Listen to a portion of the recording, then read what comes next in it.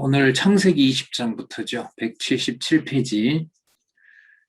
그랄에서 선대를 받음 이렇게 나왔습니다.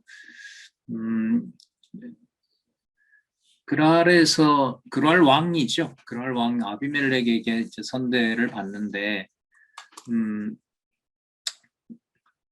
앞에 그 17장부터 시작해서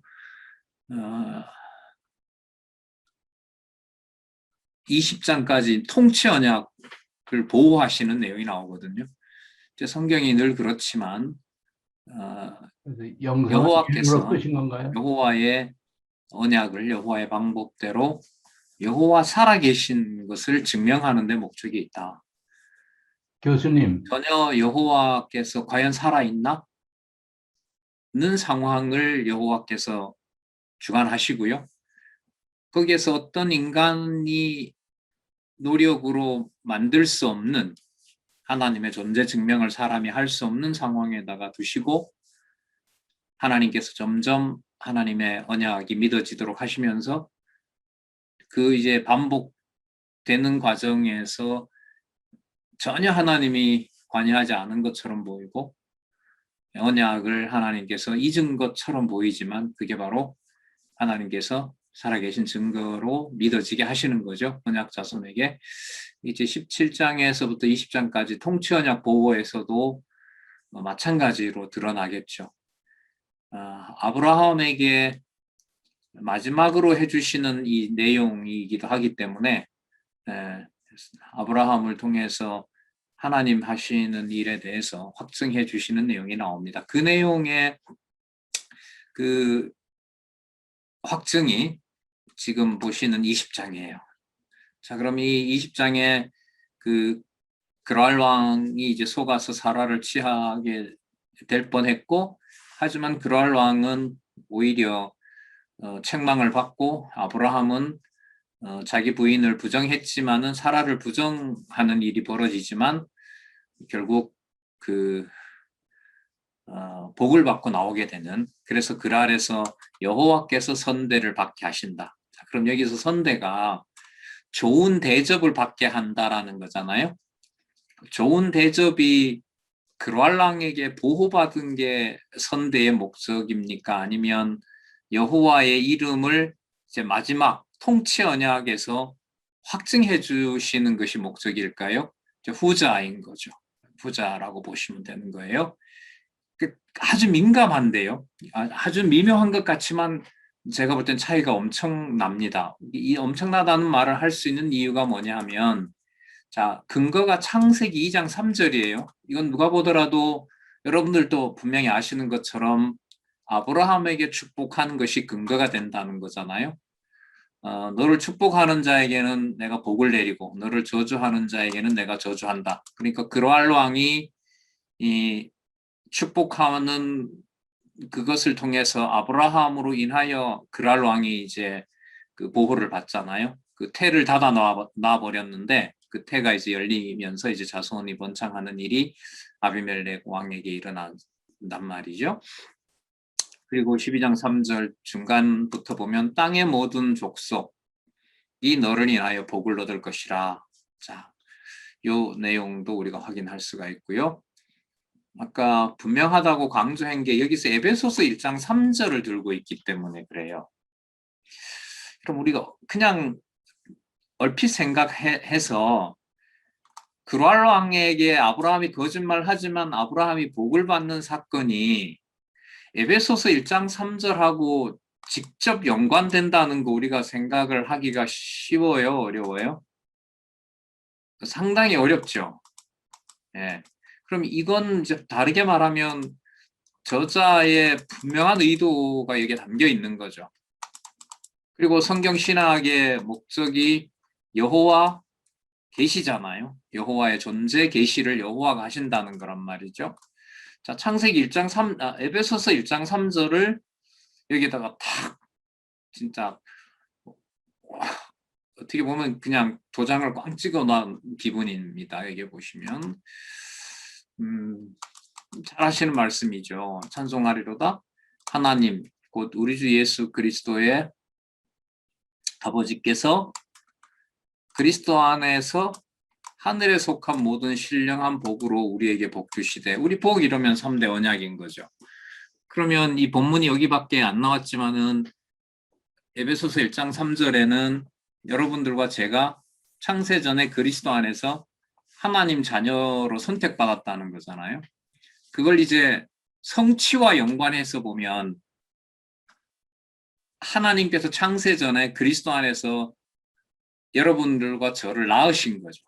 창세전 하나님의 자녀로 낳은 엄청난 사건이 있습니다. 자, 그러면 이 사건을 이제 어떤 것하고 관계를 시켜놓죠? 그랄에서 사라를 보호하는 사건인 거예요. 사라를 보호하는 사건을 이 성경신학 저자는 그 보호의 원천이, 선대를 받고 좋은 대우를 받는 원천이 창세전에 계신 하나님이 우리에게 주신 신령한 복에 있다는 거죠. 자, 그리고 앞으로 나오는 근거가 뭐가 있냐 하면 어떤 방향으로 흘러가는지 한번 잘 들어보세요. 창세전으로 갔어요. 아브라함 훨씬 이전에 창세전으로 갔어요. 그러면 창세전에 정해놨으면 이게 아브라함에게 이루어져야 되고, 아브라함에게 이루어지는 게 실체는 아니에요. 실체는 누구를 통해서 이루시죠? 그리스도를 통해서 이루시잖아요. 근데 그리스도를 통해서 이루시는데 그리스도를 통하여 어떻게, 아직 아브라함 이후로는 2000년이나 남아있지만은 성경 전체가 이제 완성이 되어 있기 때문에 이 저자는 계시록에 이루어진 사건을 갖다가 붙여버려요.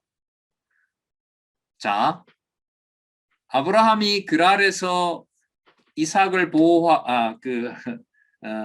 사라를 보호하는 것은 국모잖아요. 국모의 언약을 받은 거 아니에요, 사라가. 왜? 누가 태어난다고 그랬냐 하면 왕이 그 허리에서 태어난다고 했기 때문에. 자, 그런데 그 근거를 하나님의 베풀어 주신 은혜의 근거가 어디에 근거를 둔다? 창세전에 근거를 둔다. 그럼 창세전에 아까 누구 안에서라 그랬죠? 그리스도 안에서 하늘에 속한 신령한 복이잖아요. 그럼 시간 세계 속에서 하늘에 속한 신령한 복도 누구 안에서 성취돼야 되죠? 그리스도 안에서 성취가 돼야 되는 거죠.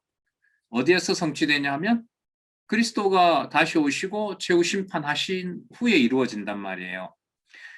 그러니까 그 밑에 와서 보면 이삭의 언약 계승에서 창세기 17장 7절의 근거도 확인하면서 어디로 넘어가죠? 계시록 7장 9절로 넘어가는 거예요. 그러니까 어디와 어디가 다 나오게 되는 거예요. 창세전과 아브라함에게 했던 약속과 그 다음에 그리스도에게 이루어질 제가 꺼놓고 했네요. 목소리만 녹음이 될 것 같네. 예, 접니다. 바로 제가 강의를 하고 있습니다. 장로님이 문자를 보내셨는데, 예, 네, 일단 목소리는 뭐 다 녹음이 됐으니까.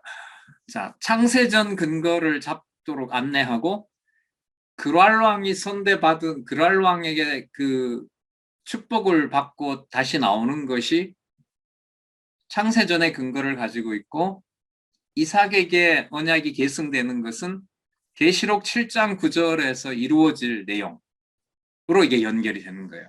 좀 이렇게 장황하게 말씀을 드렸는데 그랄랑 사건이라는 것 딱 그 지점에서 뭐와 뭐를 다 보는 거죠. 하나님의 존재를 어디로 데리고 가고 창세전으로 데리고 가고 또 시간 세계에서 다 이루어진 것까지 말해버리고. 그럼 이제 여러분 세 번째 단락의 비밀이 이 창세기 1권 그 이제 완결판에 이 개정판의 특징이 바로 뭐냐 하면 언약과 성취를 얘기를 할 때 그 범위를 가능한 뭐 한다? 넓힌다. 창세전과 그 다음에 마지막 성취 이후까지. 그래서 우리 지난번 저자를 통해서도 저도 궁금해서 여쭤봤습니다마는 그 세 번째 단락 안에 들어있는 구절들끼리의 논리적 연결성도 중요하다고 했죠. 성경 개론 구조는 기본인 거고요. 그다음에 근거 구절의 연결을 잘 해야 돼요. 잘 한다는 게 무슨 뜻이냐 하면 지금 당장 20절을 봐야 되는데 20장의 저 내용을 에베소서 1장 3절과 그 다음에 나오는 계시록 7장 9절까지를 논리적으로 잘 설명을 해가야 된단 말이죠. 거기에 뭐 저는 제 몫이 있다고 생각하고 여러분들하고 이렇게 세미나를 하잖아요. 자, 이삭의 언약 계승으로 와서 한번 볼게요. 창세기 17장 7절은요. 볼게요. 내가 여호와께서 내 언약을 나와 너와 내 대대 후손의 사이에 세워. 이거 나라까지 간 겁니다. 왜? 창세기 17장이 그 장차 태어날 이삭을 얘기하지만 자손 땅 통치 언약 가운데 어디에 들어가 있냐 하면 통치 언약에 들어가 있죠. 나라를 이미 포함하고 있는 거예요. 나와 너와 내 대대 후손 사이에 세워서 영원한 언약을 삼고 대대 후손이니까요. 불변하는 언약인 겁니다. 그런데 우리는 이걸 이미 아까 에베소서 1장 3절에서 어디에 가서 딱 붙여놨죠? 창세전에 가서 붙여놓은 거예요. 창세전에 가서 이제 붙여놓고 영원한 언약을 삼고 너와 내 후손의 하나님이 되리라. 자, 계시록 7장 9절에 이 언약, 이삭에게 계승되는 언약을 이게 어떻게 그리스도를 통하여 성취되는지의 구절을 듭니다. 이 일 후에 내가 보니 각 나라와 족속과 백성과 방언에서 아무라도 능히 셀 수 없는 큰 무리가 흰옷을 입고 손에 종려가지를 들고, 요한복음에 나오는 사건이죠. 또 복음서에 보면 그리스도 오실 때 종려나무를 들고 호산나 다윗의 자손이여 주의 이름으로 여호와의 이름으로 오시는 이여라고 찬송하는 내용이잖아요. 자, 당장 그 다음에 답이 나오잖아요. 보좌 앞 어린 양, 만왕의 왕 만주의 주 어린 양. 이렇게 실체적으로 그리스도에게 이루어질 사건을 이삭의 계승 사건에서 얘기합니다. 현재 교회가 설립하고 양육하는 거, 가정교회에서부터 그 모든 주권을 통해서, 방식을 통해서 하나님 살아계신 이 사건은 계시록 7장 9절에 그리스도를 통하여 완성하실 천국, 새하늘과 새 땅하고 연결이 당연히 되겠죠. 즉 그 관점을 여러분들과 저에게 지금 열어주는 거 아닙니까? 그 눈을. 여러분, 나라와 족속과 백성과 방언이 유사한 구절은 창세기 10장 그 노아 사건에 나오죠. 거기에 있는 대로 나라라고 하면은 약간 정치적인 어떤 그 구성원을 말한다면 족속은 혈족이라고 할 수가 있겠죠. 백성이라면 어떤 각종 이해관계를 통해서 모이도록 한, 뭐 예를 들면 혈적으로 보면 우리 조선족 그 성도들 같은 경우에는 한민족이잖아요. 한족이 분명하거든요. 그런데 국가로 보면 어느 나라의 통치를 받고 있어요? 중국의 통치를 받고 있는 거죠. 뭐 우리도 마찬가지죠. 뭐 다른 나라에 가서 얼마든지 살 수 있으니까. 그리고 또 말이 통하는 사람들끼리 모이잖아요. 이게 방언이라는 게 언어니까요. 그런데 그런 사람들이 셀 수가 없는 큰 무리가 있어요. 셀 수가 없는 이 큰 무리가 아담에게 약속했던 3대 언약이 그리스도를 통하여 이루어지는 사건에서 이제 이렇게 완성이 된다는 거죠. 바로 그가 어린 양이다, 이렇게 소개를 하고 있습니다. 자, 그러면 이삭의 언약 계승 사건이 점점 밑으로 좀 더 내려와서 보면 언약 계승의 준비를 왜 하시냐면 창세기 17장 7절 아까 읽었던 대로 영원한 언약을 삼겠다고 하신 하나님의 언약에 근거해서. 자, 그러면 창세전에 이미 갔다 왔고 계시록 7장 9절에 가서 어린 양이 만왕의 왕이 되신다는 것을 보좌 앞이라고 했으니까 왕이 되신다는 것을 확인했다면은 지금 계속 이 흐름이 이 성경 신학을 기록하고 이 창세기를 기록한 저자로서는 누구의 이름에 맞추어서 근거를 계속 제시할까요? 여호와의 언약, 여호와의 성취, 여호와의 방법, 이걸 계속해서 이제 강조한단 말이죠. 그런 의문, 그런 관점에서 여러분 고린도전서 15장 45절이 등장해요. 아, 이 구절을 이렇게 들어주는구나. 참 읽고 한번 말씀을 드려볼게요. 자, 기록된 바 첫사람 아담은 산령이 되었다 함과 같이 마지막 아담은 무슨 영? 살려주는 영이다라고 얘기를 합니다. 좀 풀면은 첫사람 아담은 흙으로 빚어서 생기를 불어넣어서 그냥 자기 스스로 산 게 아니죠. 그냥 하나님이 살려놓은 거죠. 그런데 그 생명을 자기가 스스로 보호합니까? 못합니까? 아담이? 못하죠. 그러니까 하나님이 단지 살려준, 흙으로 빚어서 생기를 불어넣어준 그냥 산 영으로 있었던 거죠. 그러니까 분명히 육체로 거하지만 뭐 할 수가 있다? 살 수가 있다. 하지만 아담은 자기 스스로 그 생명을 유지했다, 못했다? 못했다는 거죠. 그럼 아담이 생명을 유지하지 못하면 하나님의 언약이 지켜지는 거예요? 아니면 사라지는 거죠? 사라지는 거죠. 표면적으로 보면. 그런데 하나님께서 언약하신 것을 아까 우리는 이미 그 개념을 이미 가져왔거든요. 그 앞에 보면 하나님이 대대 후손 사이와 뭘 세운다 그랬어요? 영원한 언약을 세운다 그랬잖아요. 그러면 아담이 산영으로 살아갔다는 것은 약속한 대로 하나님께서 살아있는 영으로 만들었을 뿐이지 살아있는 영을 자기 자신이 보존하면서 생육의 주체가 될 수가 있어요? 없어요? 없어요. 안 되게 하시는 거죠. 창세기 3장 사건 아니겠어요? 그렇죠? 자, 그러면 어떤 의미가 이제 크게 들어오냐 하면 마지막 아담은 실패하시면 안 돼요. 이분은 3대 언약을 당신이 빼앗기면 안 되고 다 이루셔야 돼요. 근데 이루었다는 거 아까 이미 7장 9절에서 살펴봤죠. 모든 셀 수 없는 사람들이 종려나무 가지를 들고 뭐 해버렸어요? 찬송을 해버렸기 때문에. 그러니까 그가 첫 아담이 했던 것들을 못하는데 어린 양은 뭐 하는 거예요? 그때부터 지금까지 다 완성하신 거예요. 그걸 이미 찬송하고 있는 거란 말이죠. 그런 면에서 이 고린도전서 15장 45절은 좀 주석이 길다는 거예요. 아담은 산영으로 약속대로는 살려놓았지만 자기가 살려주는 영은 될 수가 있다 없다? 없다. 없게 하셨다. 그런데 마지막 아담은 무슨 영이다? 살려주는 영이다. 여기에 이제 강조가 되죠. 살려주는 영이다.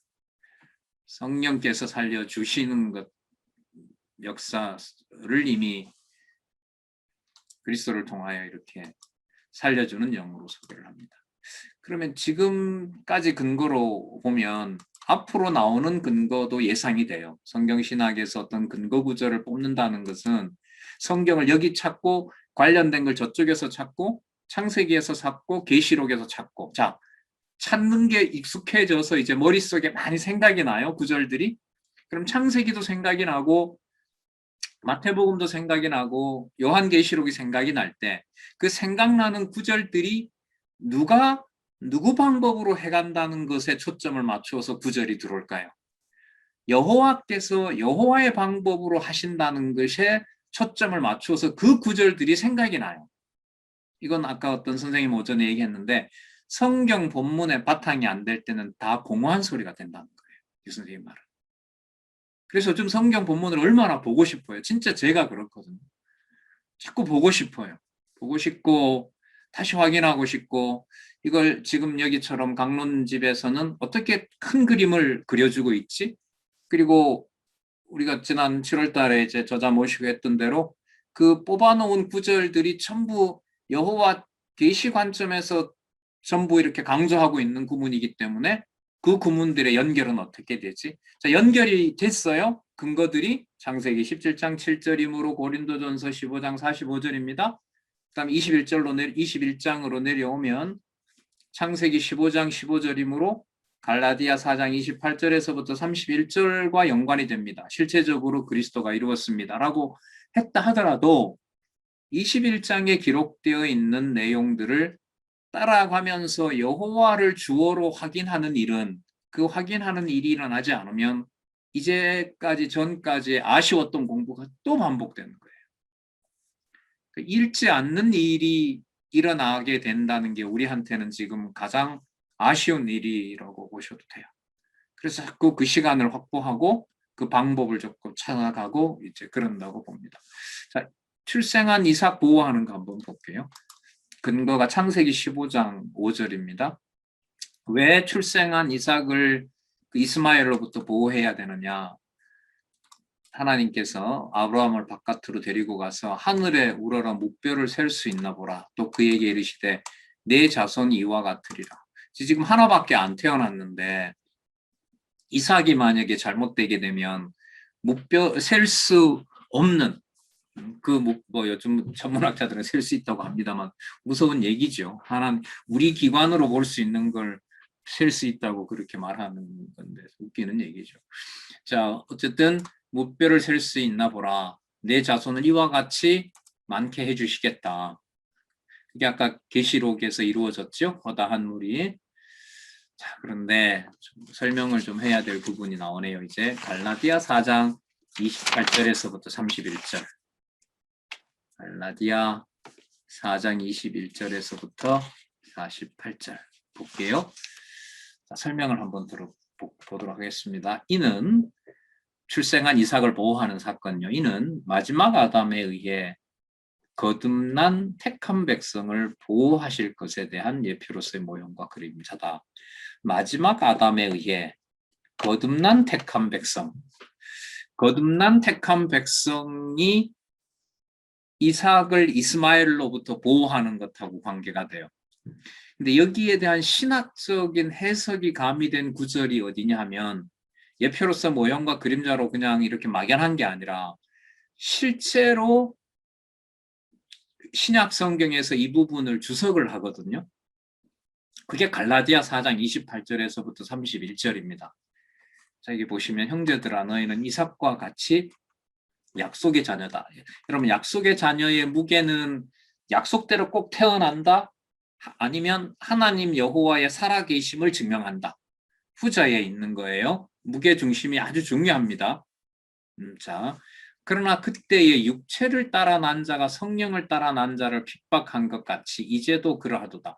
여기 보면 육체를 따라 난 자와 성령을 따라 난 자, 성령을 따라 난 자는 약속대로 난 자, 성령을 따라 난 자는 하나님이 태어나게 한 자, 하나님의 이름이 담겨 있는 자, 이렇게 자꾸 좁혀가야 돼요. 아, 약속대로 태어났구나. 그러니까 하나님이 나를 보호하신구나. 이런 관점이 아니에요.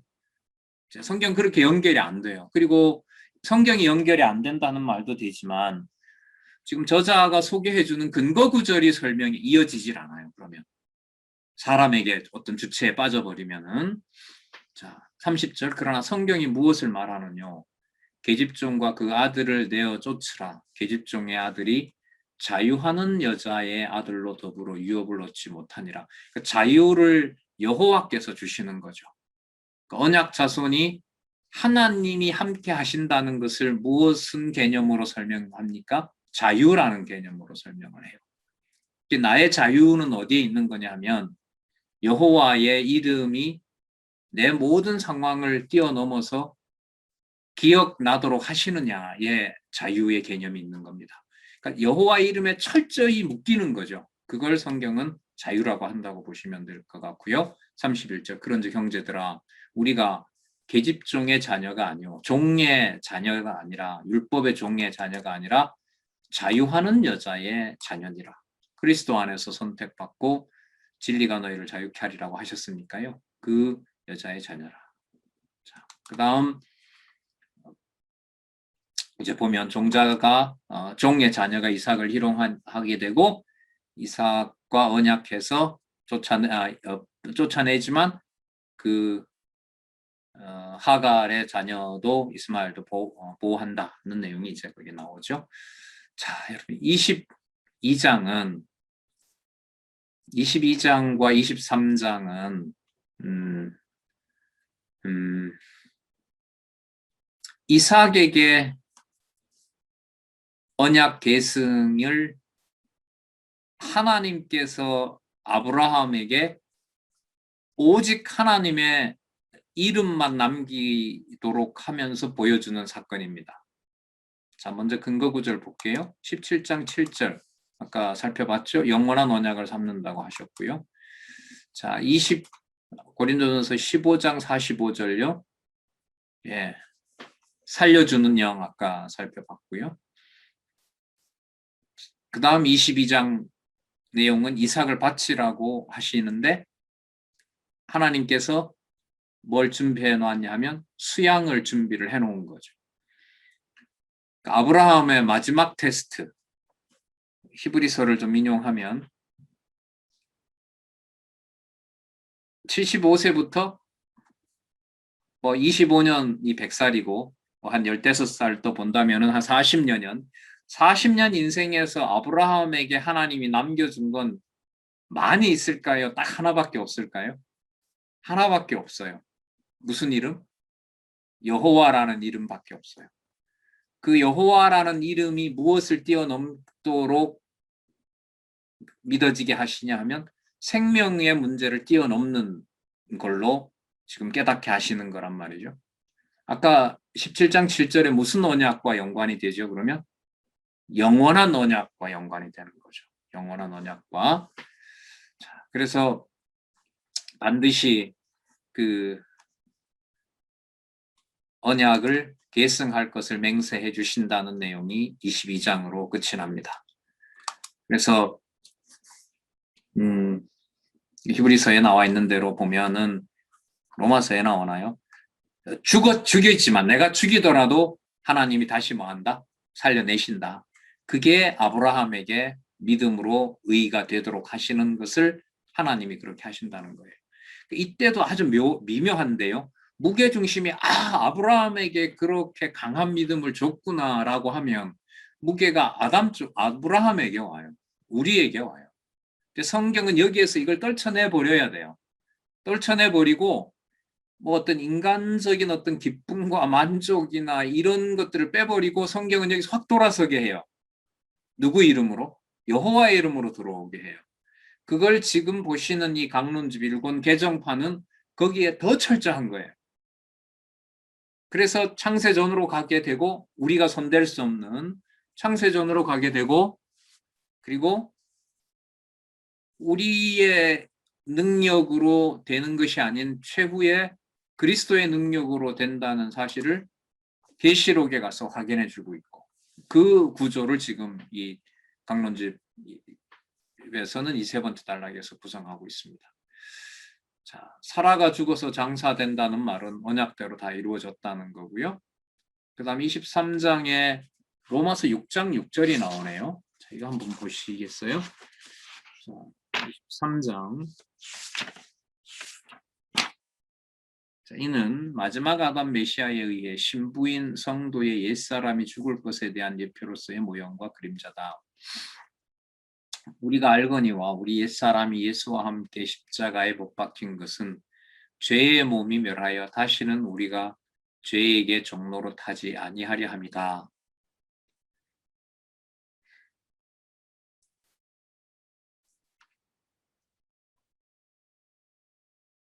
마지막 아담 메시아에 의해 신부인 성도의 옛사람이 죽을 것에 대한 예표로서의 모형과 그림자랍니다. 누구의 죽음이? 사라의 죽음이.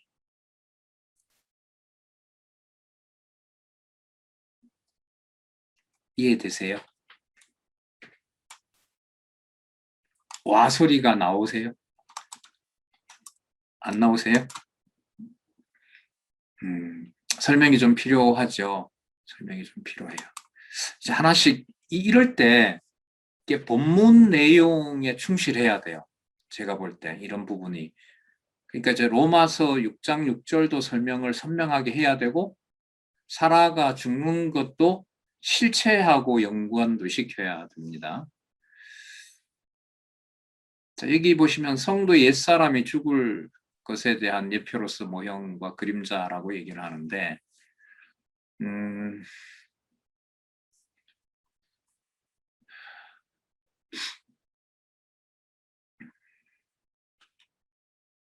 이스라엘 백성들이 가나안 땅에서 생육 번성합니까? 아니면 다른 데 가서 생육 번성합니까? 다른 데 가죠. 어디에 가서 생육 번성하죠? 예, 애굽에 가서 하죠. 그럼 애굽에서 생육하고 번성한 것이 자손 언약은 이루어진 거지만 약속의 땅이 애굽은 아니란 말이에요.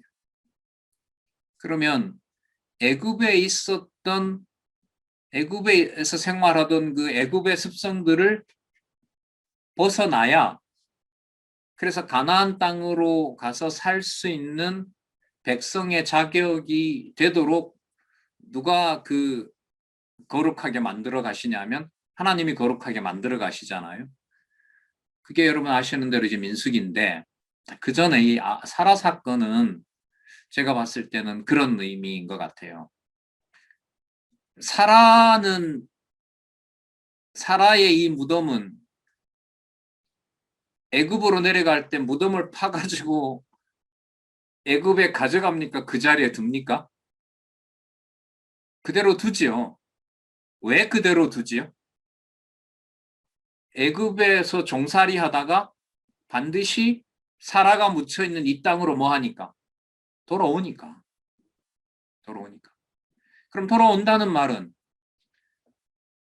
무덤으로 죽은 무덤인 사라의 무덤의 의미가 그 땅에 반드시 돌아온다는 의미로 보면 애굽 땅에 몸이 가는 생육하고 번성하는 이스라엘의 경우보다 하나님께서 약속의 땅으로 반드시 돌아오게 하고 언약 자손을 거룩하게 한다라는 면에서는 사라의 무덤이 반드시 어디에 있어야 된다는 걸 강조해줘야 돼요. 언약의 땅에 있다는 걸 강조해줘야 돼요. 마찬가지로 여러분들과 제가 죄 아래에서 자유하지 않는 몸이잖아요. 죄의 종로로 타는 몸이에요. 그럼 죄의 종로로 타지 않는 몸인데 창세전에 하나님의 자녀로 선택해 놓았어요. 그런데 지금 하나님의 말씀을 듣고 깨닫고 여러분들과 죄의 고향과 갈 곳이 육의 몸을 담고 있는 지배하고 있는 이 세상이 아니라 사라가 묻혀 있다는 것으로 대표되는 어디죠? 약속의 땅인 거죠. 본래 나왔던 약속의 땅인 거고 장차 갈 약속의 땅, 새하늘과 새 땅과 연관이 되는 거예요. 그래서 6장 6절에 이 말씀을 마지막 아담 메시아에 의해 신부인, 하나님의 백성인 신부인 우리의 옛사람이 뭐 할 것이다? 죽고 이스라엘 백성들이 반드시 애굽에서 애굽 습성을 버리게 하고 누가 있는 약속의 무덤이 있는 사라의 무덤이 있는 그 땅으로 지금으로부터 500년이 지나도 반드시 뭐 할 것이다? 돌아오게 된다. 이 지상에서 세상에서 아무리 육의 권세가 우리를 찢어 놓더라도 반드시 약속의 땅인 가나안 땅으로 어떻게 된다? 반드시 돌아오게 된다. 그 언약 자손으로 반드시 확정되어 있는 하나님 나라에 우리가 그리스도의 신부가 반드시 된다. 그 내용을 제가 볼 때는 로마서 6장 6절하고 사라가 죽으면서 장사되는 그곳이 언약의 땅이고 그러면서 동시에 사라의 후손들은 어디에 가죠? 바벨론에 아니 애굽에 가잖아요. 그러나 애굽에 영영 사는 것이 아니라 어떻게 됩니까? 반드시 돌아오게 돼요. 누구의 무덤이 있는 곳 약속의 땅, 사라의 무덤이 있는 약속의 땅으로 반드시 돌아오게 된다. 마찬가지로 성도들도 육의 몸으로 있고 맨날 지는 것 같고 맨날 욕심이 나를 지배하는 것 같아도 신랑이신 그리스도가 준비해 놓은 나라가 반드시 약속의 땅으로 주어져 있다. 좀 설명이 필요한 것 같아요. 이 부분은. 그래서 조금 길게 말씀을 드린 겁니다. 자, 그래서 사라의 장지를 물색하고 그걸 하나님의 언약에 맞추어서 그 아브라함이 사잖아요. 준다 그러죠. 여기 보면 이 해족속이 그냥 가져가라 그럽니다. 그런데 아브라함이 그냥 가져가요? 안 가져가요? 안 가져가요. 그냥 받지 않습니다. 그걸 뭐 합니까? 삽니다. 샀지만은 그 땅에 언약 자손이 돌아오는 것은 아브라함으로부터 적어도 몇 년이 지나야 되죠? 500년 지나야 돼요. 500년 지나야 돼요. 여러분 무덤에 흔적이 있을까요? 500년이면 없어요. 그런데 그곳에 누구의 이름은 계속해서 전해지고 기록해서 전해져요? 여호와의 언약이 이루어졌다는 걸 계속 전해지는 거죠. 그럼 그림자도 그렇게 500년 전해지면 여러분들과 제가 하나님의 자녀로 선택받고 하나님의 자녀로 살아간다는 이 사실은 뭐 더할 나위 없겠죠. 자, 계속해서 하나님 여호와의 이름에 초점을 맞추고 있다. 자, 이걸 좀 염두에 두시면서 자, 언약 계승의 실현으로 가서 보도록 하겠습니다. 창세기 17장 7절에 여기에 보시면은 아까 우리 읽었던 거죠. 내가 내 언약을 나와 너와 내 대세 후손 사이에 세워 영원한 언약을 삼고, 아까 갈라디아서도 들어갔고요. 로마서도 들어갔기 때문에 이때 영원한 언약은 막연한 게 아닙니다. 이 저자가 소개한 구절로 보면, 그리고 고린도전서 15장 45절과 연관되면 그걸 반드시 누가 해주시고 계시고 하셨다? 메시아가 그렇게 하셨다는 것도 이미 들어와 있습니다. 자, 그 다음에 계시록 21장 2절로 바로 가보도록 하겠습니다. 24장 근거에 보면 창세기 15장 5절 아까 살펴봤고요. 이제 오늘에서 처음 나오죠. 계시록 거의 마지막 장에 읽어볼게요. 내가 봄에 거룩한 성 새 예루살렘이 하나님께로부터 하늘에서 내려오니 그 예비한 것이 신부가 남편을 위하여 단장한 것 같더라. 여러분 조금 전에 201페이지에 창세기 23장을 들면서 저자가 마지막 아담에 의해 무슨 표현을 썼죠? 신부인 성도의 옛사람이 죽을 것에 대한 예표로서의 모형과 그림자라고 하잖아요. 여기서 무슨 낱말을 써버려요? 신부를 써버리잖아요. 그런데 아까 로마서 6장 6절에는 신부 뭐 이런 말이 나와요? 안 나와요? 안 나와요. 안 나오잖아요, 거기는. 근데 지금 23장을 설명하면서 로마서 6장 6절을 설명하는데 무슨 개념을 써버렸어요? 신부 얘기를 써버렸어요. 신부 얘기를 썼단 말이에요. 그러면 이 신부 얘기를 그 즉흥적으로 한 게 아니라 24장의 근거에 와보니 계시록 21장 2절에 무슨 개념이 나와요? 거룩한 성 새 예루살렘의 성도를 뭐라고 표현합니까? 신부라고 표현하고 그리스도를 누구로? 남편으로 쓴단 말이죠. 그럼 아까 23장을 쓸 때 신부인 성도의 옛사람이 죽고 새 사람이 된다라는 것에 대해서 이미 근거 구절을 이 저자는 아직 24장에 오지 않았지만 어디 개념을 생각을 하고 있는 거죠? 계시록에 성취된 개념을 생각을 하고 있는 거예요. 제가 왜 이런 말씀을 드리냐면 저자가 참 인간적으로 봐도 너무 논리적이고 큰 그림을 그린다는 것도 맞지만은 여호와 개념을 어떻게 하면 이 강론집을 읽는 분들이 한 구절을 아니 몇 구절을 소개했을 때 여호와 개념으로 성경 전체를 볼 수 있느냐에 관심이 그거밖에 없는 거예요. 제가 볼 땐 이 저자는. 그러면 여러분 성경만 그렇게 볼까요? 삶도 그렇게 살아갈 수밖에 없을까요? 왜요? 생각나는 개념들이 구절들이 누구 중심의 구절들로 자꾸 연결이 되니까 여호와 중심으로 연결이 되니까 볼 때에도 사람 조어를 안 넣게 되는 거죠. 이건 엄청난 자유예요. 안 그렇습니까? 사람에게 면전에서 열을 받고 참 저게 자식인가 부모인가라고 하는 막 극단적인 상황까지 우리도 겪는단 말이죠. 그럼 그 상황에서 생각나는 평상시에 공부했던 구조를 여호와 계시 중심으로 가지고 있을 때 이것도 여호와이신가라고 해서 남모르는 눈물로 여호와의 이름을 부르게 되는 것이 평상시에 성경을 어떻게 보느냐와 연관이 저는 된다고 봐요. 그러면 제 말에 동의를 하실지 안 하실지 모르겠어요.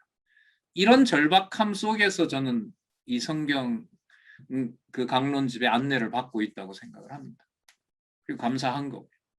이걸 이런 방식으로 따라가고 싶은 거죠. 자, 이삭이 아내를 맞이하도록 하는 거 단마디로 정리를 할 수가 있습니다.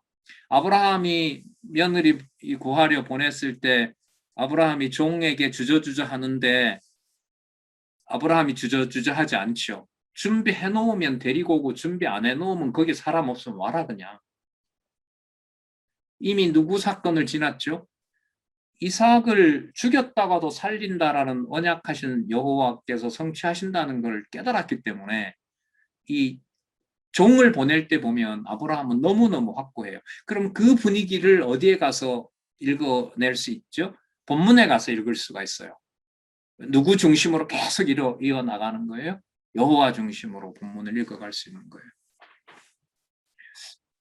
진짜 성경 읽게 해주는 이 아주 놀라운 길을 우리에게 참 주는 것 같다는 생각이 볼수록 더 듭니다. 자, 그 다음에 그러면 리브가를 이제 얻어서 이삭의 아내로 주는 그 사건은 우리가 오늘 살펴봤지만은 단지 자손 언약이 아니라 뭐와 관련이 되어 있다? 통치 언약과 관련되어 있다. 통치 언약과 관련된다는 말은 마지막에 어린 양 만왕의 왕 만주의 주가 통치하실 것에 대한 확증을 이삭이 아내를 맞이하는 24장에서 말하고 있습니다. 여러분 이걸 어느 누가 이렇게 주석을 해요? 이렇게 주석할 수가 없어요. 근데 이게 정답이거든요. 이 방향으로 연결되는 게 여호와 중심으로.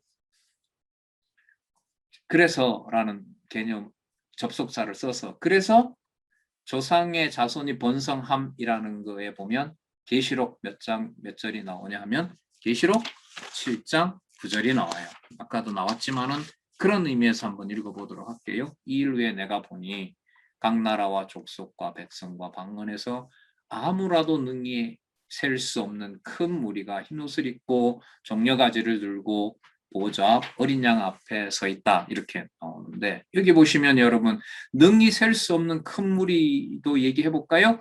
아브라함이 무엇의 근원이 된다? 복의 근원이 돼요. 아브라함의 복의 근원이 되는 거기 때문에 이스마엘의 지파 속에서도 택자가 있을까요? 없을까요? 있어요. 에서 자손에도 뭐합니까? 멸하는 내용이 굳이 나오지만은 나중에 여러분 그 에서의 그 후손들이 그 헤롯 지파들 아니에요.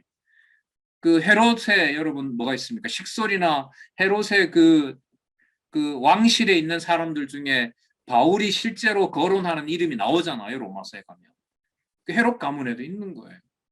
그 무리를 뭐 할 수가 없다? 능히 셀 수가 없어요. 14만 4천은 이스라엘 백성에게 딱 정해져 있는 거고 지금은 몰라요. 지금은 누가 14만 4천인지 뭐 우리가 관심을 가질 사항도 아니고 하나님이 정해놓은 숫자가 있는 거예요.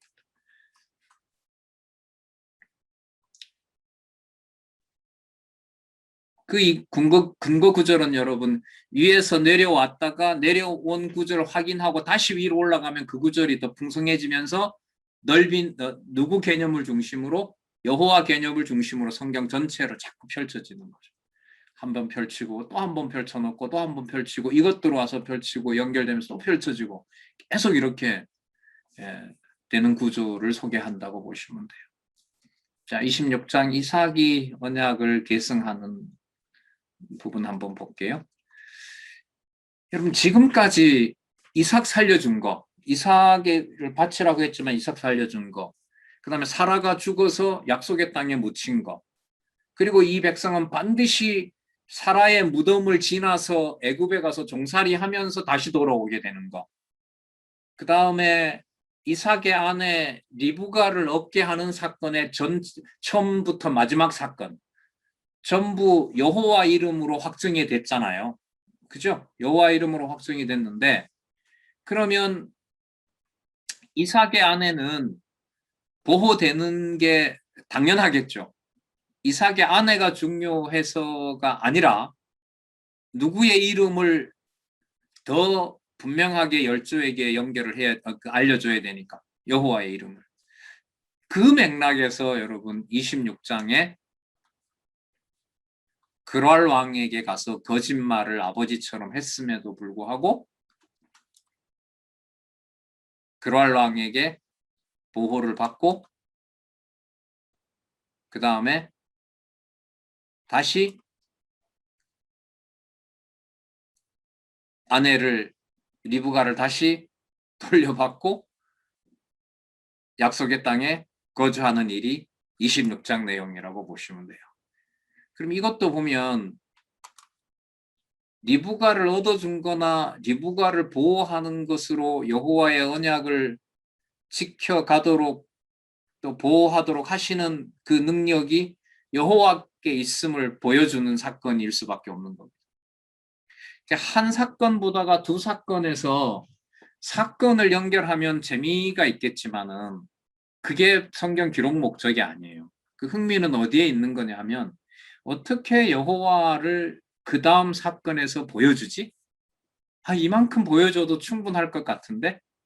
그래서 아까 25장에 조상의 자손이 번성한다. 여러분 이 조상 자손이 번성한다는 것 속에는 그 하갈의 후손도 번성한다는 내용인 거예요. 이게 들어가 보면 그 근거가 뭐냐면 아브라함이 뭐의 근원이 된다? 복의 근원이 된다고 했기 때문에. 하지만 그들이 언약 백성이 될 수 있는 건 아니에요. 복을 봐도 언약 자손인지 아닌지는 하나님 알아서 하세요. 여러분 말씀 들었다고 다 하나님 자녀가 확정을 받나요? 아니에요. 구분해 내시잖아요. 하나님께서. 자, 그래서 이삭이 언약을 계승하는 내용이 26장에 나오고요. 이 히브리서 9장 15절이 이게 왜 여기에 이렇게 탁 들어있는지 26장의 간단한 그 근거, 신약 근거의 설명을 잠시 보고 말씀드릴게요. 자, 224페이지죠. 224페이지. 224페이지에 이를 인하여 그는 새 언약의 중보니 이는 첫 언약 때의 범한 죄를 속하려고 죽으사.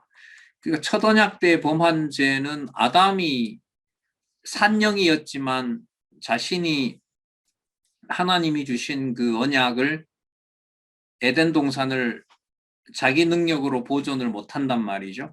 그리고 죄의 종로로 됐어요. 그리고 자신이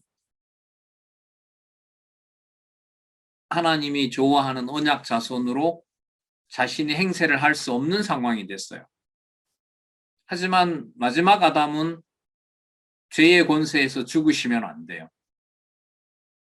자, 첫 언약 때의 범한 죄를 속하려고 오히려 첫 언약 때 모든 범죄한 인류들, 하나님 자녀들의 죄를 속해 주셔야 되죠. 왜? 아까 9장 15절 앞부분에 새 언약을 이루실 수 있는 유일한 중보자니까. 자, 부르심을 입은 자로 하여금, 자, 여기 나오네요. 영원한 기업의 약속을 얻게 하려 하심이라. 아까 이 영원한 기업 주신다는 거 17장 7절 근거 구절로 많이 나왔죠. 17장 창세기 17장 7절 근거로 많이 나왔습니다. 그러면 히브리서 9장 15절에서 죄를 속해 주시면서 아담에게 언약했던 그 언약을 이루시는데 그리스도께서 자, 부르심을 입은 자, 부르심을 입은 자라는 말은 하나님께서 택해 놓은 자잖아요. 그에게 무엇을 주신다? 영원한 기업의 약속을 주신다는 거죠. 이게 히브리서인데 아까 그 영원한 기업을 대대에 주신다라는 것을 누구에게 이미 약속을 해주셨죠? 17장 7절이니까 누구에게? 아브라함에게 이미 약속해 주신 거예요. 그 아브라함에게 약속해 준 것이 히브리서 9장 15절에 성취된다는 내용으로 여기서 근거를 제시하고 있습니다. 그 사건으로 뭘 보냐 하면 이삭이 언약을 계승하는 사건으로 26장 내용을 소개하고 있는 거예요. 그랄랑에게 보호받는다는 것을 히브리서 9장 15절을 통해서 설명을 좀 더하면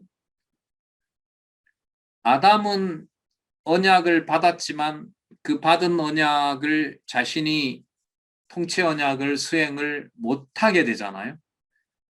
못하게 된다는 거죠. 그리고 오직 하나님의 능력으로 아담에게 자손 땅 통치 언약을 확인해 주시고 이스라엘 백성을 통해서 성취해 주시는 일이 일어난단 말이에요. 마찬가지로 이삭에게 통치 언약까지 언약하신 여호와께서는 그 언약이 이삭의 능력으로 되지 않는다는 것을 아담에게 에덴 동산을 뺏는 것처럼 똑같은 방식으로 이삭에게 깨닫게 하는 것이 통치는 고사하고 리브가 하나도 제대로 지킬 수 없는 자로 이삭을 무력화시키고, 그렇지만 이삭과 리브가에게 언약했던 통치 언약을 이삭이 이루는 것이 아니라 하나님이 이루신다는 사실을, 아담을 타락하게 해서 언약을 하나님이 이루시는 것처럼, 아까 이 히브리서 9장 15절 설명하는 거예요. 첫 언약 때의 범한 죄를 속하려고 그리스도가 죽었다. 지금 이거 설명하고 있는 거예요. 그러니까 하나님께서 그랄 왕으로부터 이삭을 보호해서 이삭에게 언약이 계승되도록 하나님인 내가 이루겠다고 한 영원한 언약을 하나님이 이루시는 것처럼 아까 히브리서 9장 15절 말씀대로 보면 아담이 수행하지 못했던, 아담이 성취할 수 없었던 에덴 동산에 대한 통치권, 하나님의 부르심을 입은 자들에 대한 통치권을 유일한 중보자이신 예수 그리스도가 이루신다라는 것하고 연결을 시키는 거예요. 그러니까 창세기 1장 28절의 언약을 창세기 3장에 타락하게 해서 아담에게 약속을 취소한 것 같지만 아담에게 언약은 그대로 유지되는데, 문제는 아담 스스로 그 언약을 성취를 할 수가 있어요, 없어요? 없어요. 마찬가지로 이삭에게 했던 언약을 리브가를 얻게도 하지만 리브가를 통해서 자손 언약이 이루어지도록 하는 언약은 누구만 이루실 수가 있느냐? 여호와만 이룰 수 있다는 사실을 히브리서 9장 15절이 들어가 있는 사건과 연관시키면, 아담에게 주신 3대 언약을 누구 방법대로 누가 이루신다? 여호와의 방법으로 여호와가 이루시는 것처럼 아브라함에게 했던 언약도 이삭에게 계승될 때 여호와의 이름만 기억나도록 하기 위한 이삭 보호하는 사건이 그랄 왕에서 아무것도 못하게 하지만 그랄 왕으로부터 여호와께서 보호하심으로 유일한 언약을 이끌어가는 분이 누구다? 여호와다. 그리고 이걸 나중에 누가 이루신다? 바로 메시아가 이룬다. 이렇게 성경 전체가 다 들어오게 되는 거예요.